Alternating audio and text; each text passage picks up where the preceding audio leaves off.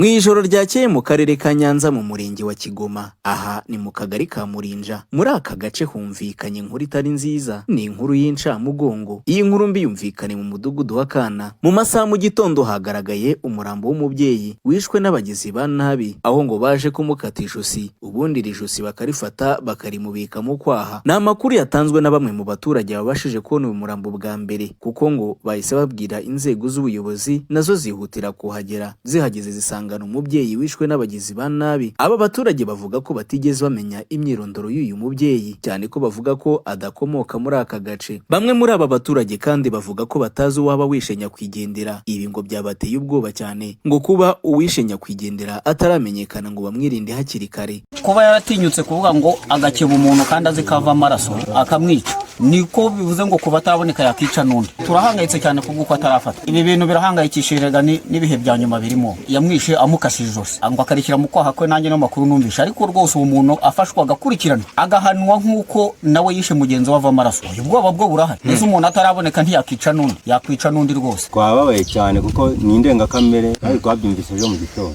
kumva ko ngo bahiciye umuntu bamukebye ijosi, nyine barangije ngo bamubaroha munsi y'umuhanda. N'umubyeyi wari ukiri muto, si umukecuru ngo bamukase ijosi. Ni ibintu biduhangayikishije kuko iyo tureba urupfu umuntu yapfuye dusanga ari ubunyamaswa bukaze, ndetse bugomba ikintu kigomba gukurikiranwa rwose kigahagurukirwa, kuko abantu twese twifashe impungenge tukimara kubona ibya ruriya rupfu. Kuko kuba ubona umuntu batubwira ngo bamuciye umutwe, natwe byaratubabaje cyase. Ibintu byabaye gute koko?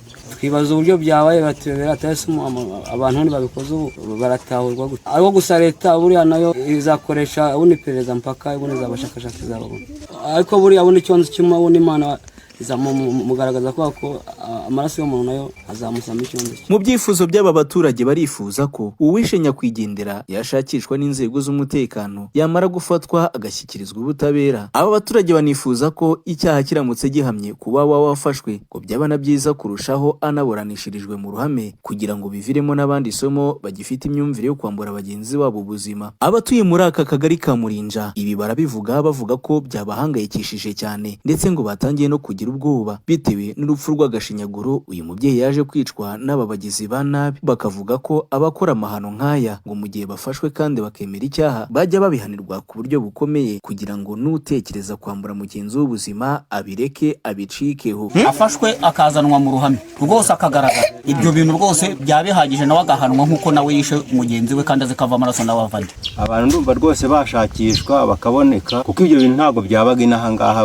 Hakorwa iperereza, nyine ufatwa azahanwa. Ntabwo twamumenye, sibyo ko gihe ntanagiyeyo, ariko nyine bagiye bose ntabwo tumumenye. Barishimira ko batarafatwa kandi yaradukoreye amahano. Nashakishwe naboneka, aramutse abonetse byaba ari byiza, twese tukamenya aho duhagaze, tukamubona nawe akaba intangarugero. Ku byifuzo byanjye kereka abashije gushinyagurirwa nk'uko yifuje uko uwo muntu yamugenjeje, kandi azi neza ko ava amaraso, ntaha agaciro y'uko nawe ahumeka umwuka w'abantu. Byibura akaryoza ibyo yakoze imbere y'amaso yabo yagiriye nabi, babaye bari hafi aho ngaho bakagaragara, agahanishwa igihano kimukwiye.